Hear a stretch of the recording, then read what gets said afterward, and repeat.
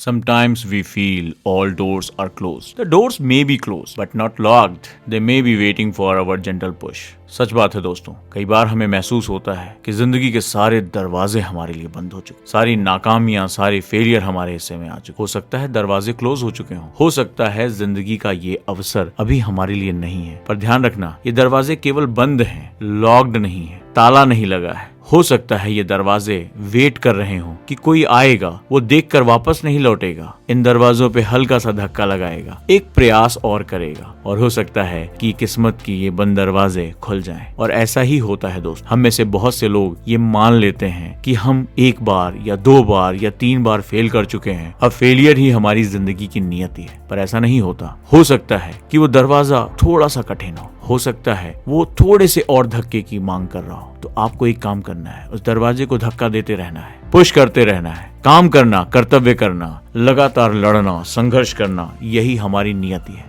यही हमारा काम है, यही हमारा कर्तव्य है। और हो सकता है कि किसी एक और प्रयास से, किसी एक और पुश से, किसी एक और धक्के से वो दरवाजा अचानक से खुल जाए। और एक बार जब वो किस्मत का दरवाजा खुलता है तो फिर पीछे के सारे पसीने, पीछे की सारी मेहनत अचानक से खूबसूरत लगने लगती है, अचानक से उस मेहनत के रंग बदलने लगते हैं और हमें लगता है कि हमने जो भी एफर्ट किया है वो सब कुछ सक्सेसफुल रहा है। मैं ऐसे बहुत से कैंडिडेट्स को जानता हूँ जो यूपीएससी की तैयारी करने जब आए तो बहुत ही साधारण बैकग्राउंड से थे। जब पहली बार एग्जाम दिया, फेल, दूसरी बार एग्जाम दिया, फेल, तीसरी बार एग्जाम दिया, मेंस तक पहुंचे, फेल, चौथी बार एग्जाम दिया, इंटरव्यू तक पहुंचे, फेल। क्या लग रहा होगा? Fail fail fail fail. हर बार लोगों ने सलाह देना शुरू किया, नहीं अब मत करो, अब नहीं तुम्हारे बस का है, कुछ और विकल्प देख लो। लेकिन जो लोग जीतते हैं ना, वो बड़े सनकी टाइप के होते हैं, बस वो अपने इरादों पे टिक जाते हैं कि नहीं, मेरी जिंदगी है ना, तुम थोड़ा ना डिसाइड करोगे, मैं डिसाइड करूंगा, एक प्रयास और करना है। उठाया, हिम्मत जुटाई, आंसू बह रहे थे, तकलीफ हो रही थी, लोगों की बातें चुभ रही थी, दिल में उतना ही डर बना हुआ था, साथ के लोग आगे चले गए थे,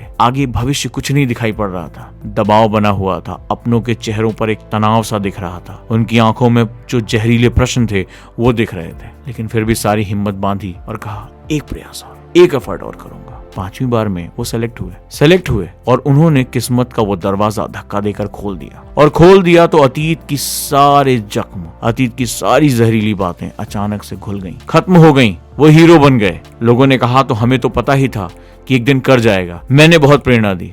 ऐसे लोग मुस्कुराते हैं और उनको पता होता है कि मेरी पीठ में जितने भी गहरे जख्म हैं वो तुम्हारी बातों से निकल कर आए। लेकिन कोई बात नहीं, मैं चलता रहा, मैं आगे बढ़ता रहा, एक प्रयास और किया और सफलता हासिल हो गई। और एक बार जब सफलता मिल जाती है, नाम के साथ आईएएस लग जाता है, आईपीएस लग जाता है, तो अतीत के पन्नों को फिर कोई खोदने नहीं जाता। ये जिंदगी के हर फलसफे में बहुत इंपॉर्टेंट है, ये हर क्षेत्र में बहुत इंपॉर्टेंट है। जब आप आगे बढ़ते हैं तो आपको लगता है, अरे वाह, अभी मुश्किलें तो बढ़ रही हैं, लेकिन एक बार जब मैं उसे हासिल कर लूंगा तो सारे गम, सारी तकलीफें मिट जाएंगी। तो दोस्तों, जिंदगी में जब भी हार का सामना हो तो डरना नहीं, दरवाजे को धक्का देते रहना, यही हमारा काम है।